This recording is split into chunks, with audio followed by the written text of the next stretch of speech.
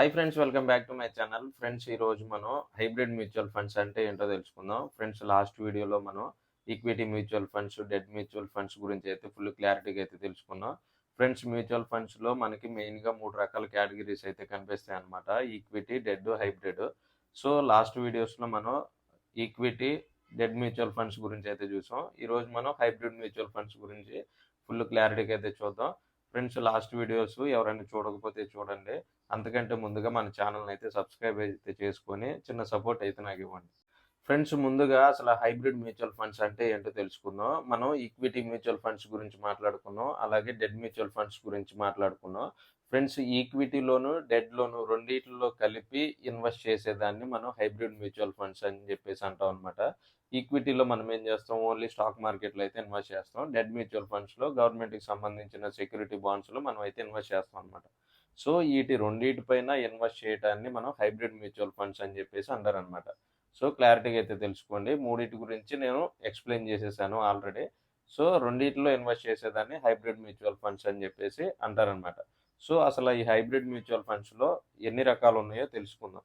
Friends, మనకి hybrid mutual ఫండ్స్‌లో మేజర్‌గా మనకి ఒక 7 రకాల హైబ్రిడ్ మ్యూచువల్ ఫండ్స్ అయితే మేజర్‌గా అయితే కనిపిస్తాయన్నమాట. సో మనకి స్క్రీన్ పైన కనిపిస్తున్న ఈ 7 కూడా హైబ్రిడ్ మ్యూచువల్ ఫండ్స్ కేటగిరీస్ కిందకైతే వస్తాయి. ఒకసారి అయితే మీరైతే చూడండి. ఫ్రెండ్స్, వీటి గురించి ఫుల్ డీటెయిల్‌గా కావాలి అనుకుంటే మీరు క్రోమ్‌లోకెళ్ళి అయితే చెక్ చేయొచ్చు అనమాట. గూగుల్‌లో ఒకసారి సెర్చ్ చేశారంటే వీటి గురించి కంప్లీట్ డీటెయిల్స్ అయితే మీకైతే వస్తాయి. ఫ్రెండ్స్, ఇంకో ఇమేజ్ అయితే ప్లే చేస్తాను చూడండి. ఈ ఇమేజ్ ఏంటి అంటే సేమ్ మనం ఈక్విటీ అలాగే డెట్ మ్యూచువల్ ఫండ్స్‌లో లాగానే వీటిల్లో కూడా ఎంతెంత పర్సెంటేజ్ స్టాక్ మార్కెట్‌లో గాని, లేకపోతే డెట్ మ్యూచువల్ ఫండ్స్‌లో ఇన్వెస్ట్ చేస్తున్నారని చెప్పేసి మనకు చిన్న క్లారిఫికేషన్ కోసం అయితే ఈ ఇమేజ్ అయితే చూపిస్తున్నాను. చూడండి. ఫ్రెండ్స్, ఇంకా వీటి హైబ్రిడ్ మ్యూచువల్ ఫండ్స్‌లో మనకి అడ్వాంటేజెస్ గురించి గనకైతే మనం మాట్లాడుకుందాం. మనకి హైబ్రిడ్ మ్యూచువల్ ఫండ్స్‌లో అడ్వాంటేజెస్ ఏమున్నాయి అంటే, మనం రెండిట్లోని ఇన్వెస్ట్ చేస్తాం కాబట్టి స్టాక్స్‌లోను, అలాగే మనకి గవర్నమెంట్‌కి సంబంధించిన బాండ్స్‌లో రెండిట్లోని మనం ఇన్వెస్ట్ చేస్తాం కాబట్టి అప్పుడు మనకి ఏమవుద్ది అంటే రిస్క్ ఫ్యాక్టర్ మనకి మోడరేట్‌గా ఉంటదనమాట. ఇప్పుడు ఈక్విటీ మ్యూచువల్ ఫండ్స్ చూసుకోండి. మీకు రిస్క్ అనేది ఎక్కువ ఉంటది. కానీ రిటర్న్స్ కూడా ఎక్కువొస్తాయి. సో అలాగే మనకి డెట్ మ్యూచువల్ ఫండ్స్ చూసుకుంటే రిస్క్ తక్కువ ఉంటది. మనకి రిటర్న్స్ కూడా తక్కువైతే వస్తాయన్నమాట.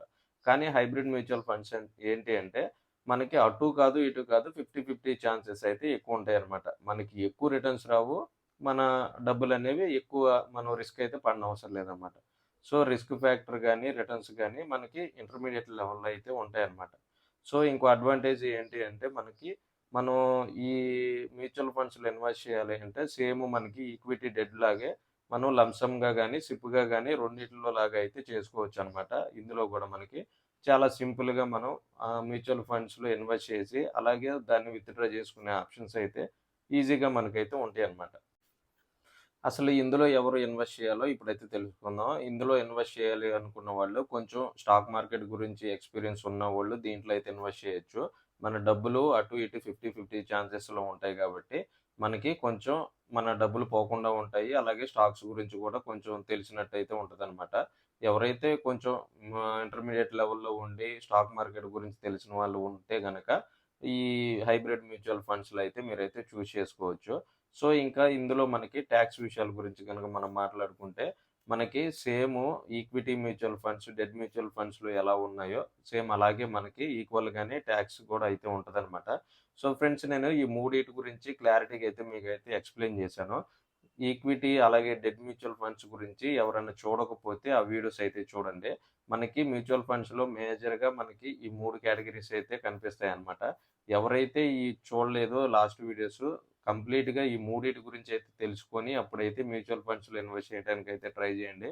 మనకి మన మూడిట్లో ఏది బెస్ట్ అని చెప్పేసి మీరనుకుంటే ఏ ఏ కేటగరీకి సంబంధించిన వాళ్ళు ఏది చూడాలో మీరు 3 అయితే వీడియోస్ చూడండి. మీకు క్లారిటీ అయితే వస్తదనమాట. సో, ఈ వీడియో గనక నచ్చితే మన ఛానెల్‌ని అయితే సబ్స్క్రైబ్ అయితే చేసుకోండి. ఇంక నెక్స్ట్ వీడియోలో మంచి కంటెంట్‌తో మీ ముందుకైతే నేనొస్తాను.